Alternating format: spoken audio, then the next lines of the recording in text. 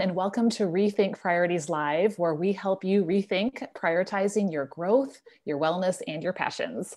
I'm Lissa Figgins, and my mission is to help women have the health, the time, and the resources to say yes to the things that are most important in your life.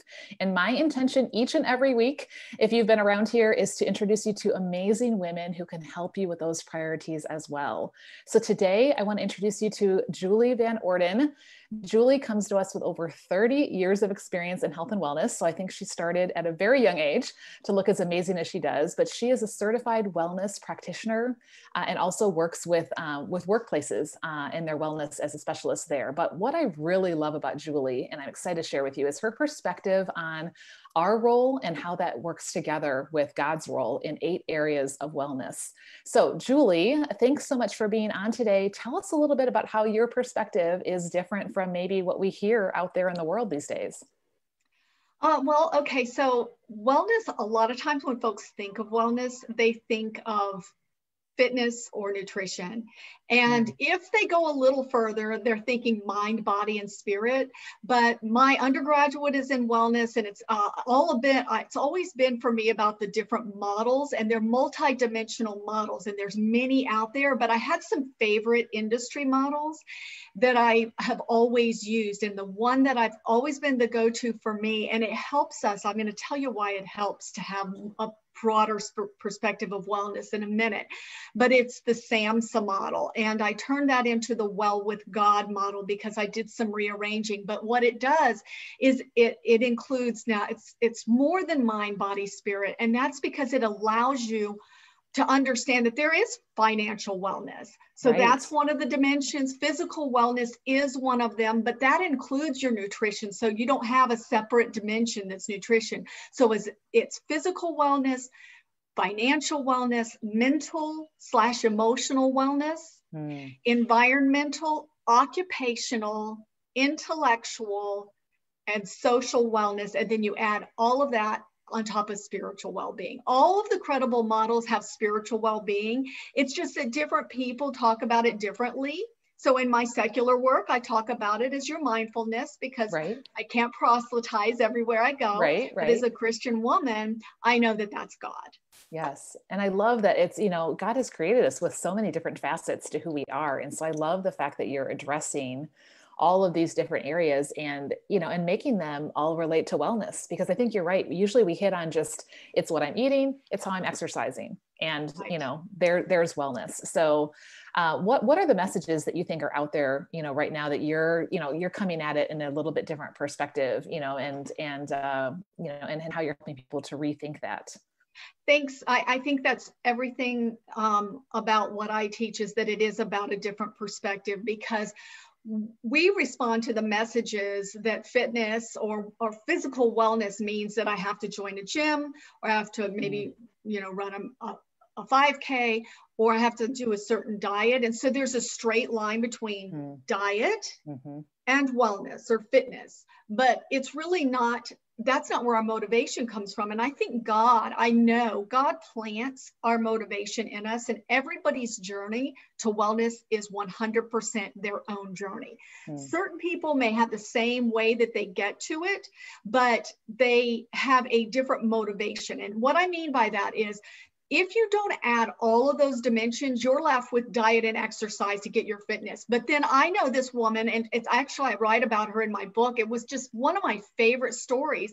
Her name is Alexis, and she had contacted me at the Worksite Wellness Program to tell me thank you, because we were doing this nutrition campaign. She goes, it gave her the extra steps to get to her goal weight. And so we started talking, and she told me, well, my goal was to always to skydive, or not always, but in the last 5 years had been to skydive for her 30th birthday, and it was approaching. And the closer it got, she started to research and found out she didn't meet the weight restriction. You couldn't be over 250 pounds. And she was over 250 pounds. She said, Julie, I was always comfortable with my weight and my curves. It was never an obstacle for her weight and her curves. She wasn't thinking about her biometrics. She wasn't thinking about the date that she was going to have. She wasn't thinking about that. She loved who she was fitness-wise or physically. But there was some health issues related to that, but it was when she started wanting to go on the skydiving trip and she had to get down. She went on the diet. So she used those diet and exercise as the tools to get to her goal, but they weren't her motivation. So once she got there, she skydived. So I saw her about 10 months later. I had never met her in person. We were only corresponding on email and via phone. We worked in different buildings, but for the same company or institution. So I was in her building about 10 months later. And I thought, I was on other business. I thought, I'm going to look Alexis up. And so I looked her up, and in front of me was nobody like the pictures that she had sent me. This woman, mass of curly brown hair, this huge smile, glowing skin. And she was under this fitted work dress with all her curves showing and just glowing. And I said, what? Well under 250 pounds. I go, what happened? She goes, Julie, I felt so good. I just kept going. So the key to me, I had been already having these thoughts that, one person gets to wellness this way, another. And then here was another example of somebody who didn't just say, oh, my company's requiring these biometric screenings. Let me do this. Or my doctor's hounding me, or, maybe my maid is saying something. It was her social wellness. It was her social group, and they weren't even pressuring. She just wanted to she had a sense of adventure. So we all have our own motivation. How many times have you heard somebody say, like one of the stories, Fred, who quit smoking, wasn't because of the wellness campaign or the billboards that we were putting up all over the county, which we were spending a lot of money to do. Sure. It was because his granddaughter, brand new granddaughter, was brought into his home, which had residual smoke, and she had an asthma attack. And she got very sick. She actually almost died. And he was like, I'm done smoking. That was his motivation. Right. So that's how my perspective is different, is that you can't look for the easy, straight path, but the crooked path isn't hard. You just got to sit with God. Right. Feel his impressions, understand all those yearnings and urgings that we have. They're from God. I used to think it was my woman's intuition or my sixth sense or my street smarts, because I kind of came from a little bit of a juvenile delinquent background. So I thought I had street smarts. But when I came to know God, I realized those are his protections and his nudges to get us on the road, the path that he chose for us. So it's really easy. You just have to listen. Yes. So, if someone's listening right now and they're saying, I would love to kind of figure out what that looks like, right? What might be one tip that you would share with somebody who's, just kind of saying, I don't know where to start with my wellness? What would be the first thing that you would tell someone? Well, I really believe in the vision boards. And so I want to talk about that in a minute, but I think it's important to write down those impressions that you have on your heart. You have to sit still. I really believe in meditation. I believe in sitting still, and meditation isn't just, I do that. Sometimes I love the vibration of sound, and it helps me get off of my head and into that. But I think it's important to sit in stillness with God and just say, I'm going to try to keep my mind from roaming and bring it back if it does. And I just want, if you ask God, he gives you. Sometimes I might if I want to ask for a job, he may not give me that right away. Ultimately, I get what I need.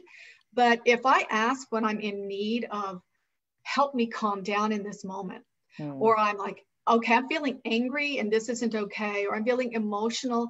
If I'm feeling seeking and wanting and desiring, I think those are the times that I've always had him answer right away and get me on the right track. So I think listening to those impressions that he lays on your heart.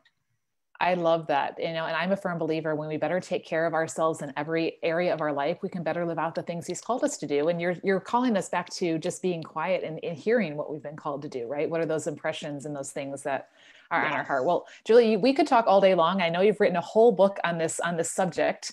So Julie actually has a really generous thing that she's doing today. She's got her book, which is called Well with God, and we'll post a link down below of how you can get your hands on it. But she's going to give away a copy today to the first person who shares this interview that we're having on your profile. So we want to get the message out to more people. So go ahead and hit the share button and share that out there, and let's get the message out about how we can live live well in every area of our life. So thank you, Julie, so much for being on. So much great value. Can't wait to dive into your book, and I encourage the rest of you to do so too. So thanks, you guys. Thank you. Bye, everybody. Thanks for the time.